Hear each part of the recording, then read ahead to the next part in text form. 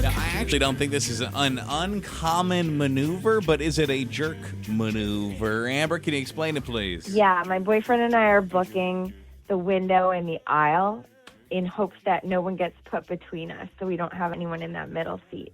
So are we jerks for booking On the plane? everything but the middle? Because we think maybe we'll get no one between us that way. So your thought is if you book the aisle and you book the window that nobody will be like, oh, I want that middle seat. I'm hoping. Yeah, but yeah, are we jerks for it? I think it happens all the time. Maybe, but if it's like a sold out flight, won't it just automatically people are going to sit there? Like it's going to happen? Like, I guess worst thing happens is there's somebody awkwardly between you, or you just say, like, oh, do you want the aisle or the window? Yeah, Because we're offer actually up together. one. Yeah. If you don't, you cannot try to have conversations around this person. Oh, God. They That feel so would be the jerk delightfully- move. They'd feel so uncomfortable. Oh, Imagine being in that middle seat. between a couple? Yeah. Oh. And you could try to offer like, well, do one of you want this seat so you guys can be next to each other? But at the same time, they have the best of the seats. No one wants that middle seat. Maybe you could make them uncomfortable in return as that third person. You just, hey, so it's the three of us, huh? Oh my gosh. We're like a little throuple, huh?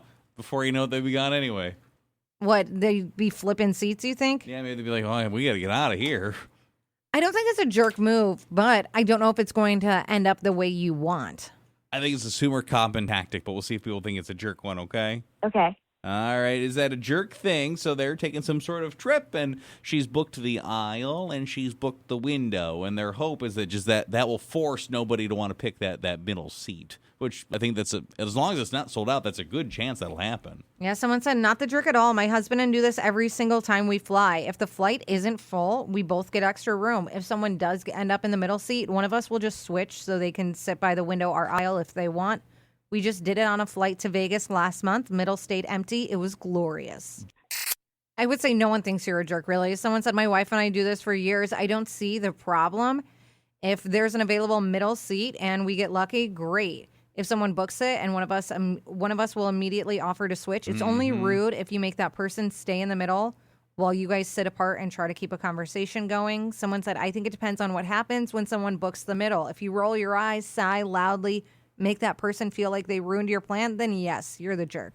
But if you happily switch and don't make it awkward, then who cares? Oh, it would be so uncomfortable to be in the middle seat with a couple on either side of you. I don't know. I couldn't do it. I would have to be like, can one of you please move with me? Someone Please said switch. it depends how you handle it. You're basically gambling that no one would book that seat. I flew home from Orlando with my 8-year-old, and the couple next to us did this, and they acted annoyed when my son had to have that middle seat.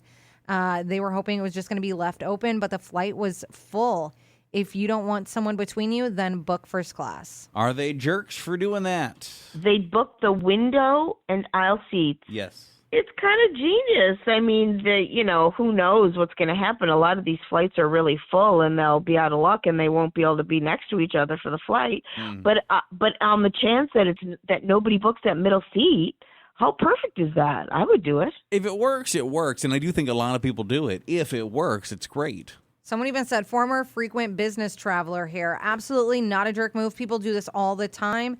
The airline allows you to choose your seat. So if someone picks that middle seat, congratulations, they chose that seat. If no one does, congratulations, you've got an empty seat. You just got to see what happens. Is that a jerk move or nah? But I think that's kind of genius. Yeah. And I wonder why I've never done it before. Worst comes to worst, if someone books a seat in between them and they don't want to have somebody sit there, then one of them can move and swap seats. And that's probably the move, right? Like, oh, you know what? We're actually together. And the person will you could have a conversation once you've moved. Like, we were kind of hoping nobody book it, but we'll move for you. No, Yeah. you cannot say Sure you that. can. You cannot say Sure we you were can. hoping. No, you would feel like such an inconvenience. Imagine you're the middle seat person. Well, now I'm not, though, because they probably gave me the aisle. And then the person who switched seats with you is so annoyed. No. I mean, I can't help that your plan didn't work. Someone said I tried this once on a packed Thanksgiving flight. It backfired. The last person to get on board was the person sitting in our middle seat. Happened to be a guy over 6 feet tall. We spent all 3 hours miserable. Lesson learned, just pay the extra fees, sit together, and we sit together now. In the grand scheme of things, doesn't matter what seat I'm in or who's around me. I'm probably closing my eyes and half awake anyway, so maybe I don't even care. You one way can or the fall other. asleep. Oh, sure. No way. Yeah, I mean, if we have the kids that are jumping all over the place, got to watch them. But if I'm by myself, I sleep the whole time. I think it is a good idea, but it's such a gamble that you hope that no one is taking it, that middle seat. I'm surprised you, queen of naps, aren't also a plane sleeper. I cannot sleep on a plane. Really? I could sleep in the airport, but not on a plane. Are you a nap princess? I would say so, yeah. I just can't nap anywhere. Oh, I'm I not could insomnia. I don't like our narcoleptic. I could drop anywhere. I'm half awake right now. No, I just can't nap anywhere. I'm asleep anywhere, anytime. Just tell me where and when. Airplanes, I think, are too loud, and there's just that sound. It's like white noise. It puts me to sleep. Then you wake up and you're drooling all over somebody's shoulder. You're like, hi. That middle person who already feels terrible for sitting there. Nice to meet you.